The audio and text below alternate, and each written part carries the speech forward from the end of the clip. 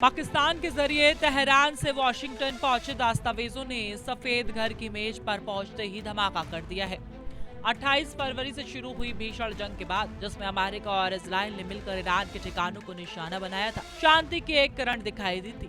लेकिन राष्ट्रपति ट्रंप के एक बयान ने साफ कर दिया है कि वह झुकने के मूड में नहीं है। ईरान ने अपने जवाब में स्पष्ट किया है कि उसे न केवल भविष्य में हमलों से सुरक्षा की गारंटी चाहिए, बल्कि युद्ध से हुई बुनियादी ढांचे के नुकसान के लिए मोटी रकम का मुआवजा भी चाहिए। ट्रंप ने इस जवाब को पढ़ते ही इसे अपमानजनक करार दिया, जिससे पिछले एक महीने से चल रही कूटनीतिक कोशिश अब अधर में लटकी नजर आ रही है। हॉर्मुज़ जल डमरू मध्य विवाद बढ़ा, संकट में शांति वार्ता।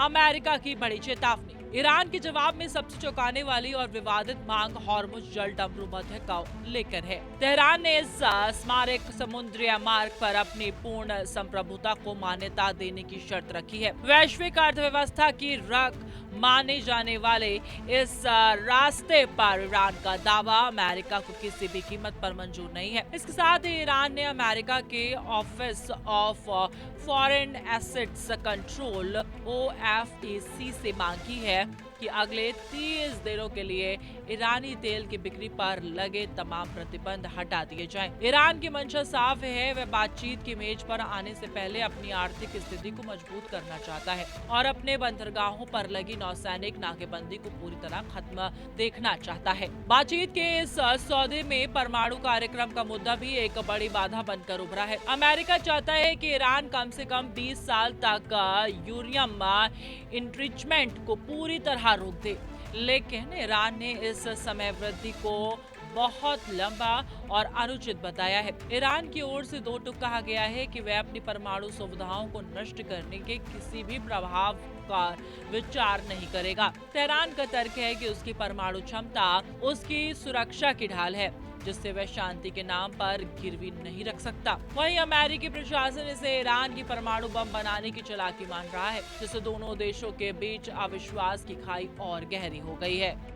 ईरान की सख्त शर्तें, परमाणु कार्यक्रम पर विवाद, तेल बाजार पर असर। 8 अप्रैल के सीज फायर के बाद पाकिस्तान दोनों देशों के बीच एक सेतु की भूमिका निभा रहा था। लिखित रूप में संदेशों का आदान प्रदान जारी है, लेकिन जमीनी हकीकत बदल रही है। ट्रंप प्रशासन का कहना है कि वह ईरान को बातचीत के बहाने वक्त बर्बाद करने का मौका नहीं देंगे। ईरान ने जहां 30 दिनों की ऐसी अवधि मांगी है जिसमें प्रतिबंधों के बिना भविष्य के समझौतों पर काम हो सके, वहीं अमेरिका इसे एक रणनीतिक देरी के रूप में देख रहा है। अगर ये कूटनीतिक रास्ता बंद होता है तो 28 फरवरी जैसे भीषण गोलाबारी दोबारा शुरू होने का खतरा बढ़ गया है। सवाल ये है कि क्या पाकिस्तान दोनों महाशक्तियों को दोबारा मेज पर ला पाएगा, या फिर बारूद की गंध एक बार फिर फिजाओं में खुलेगी।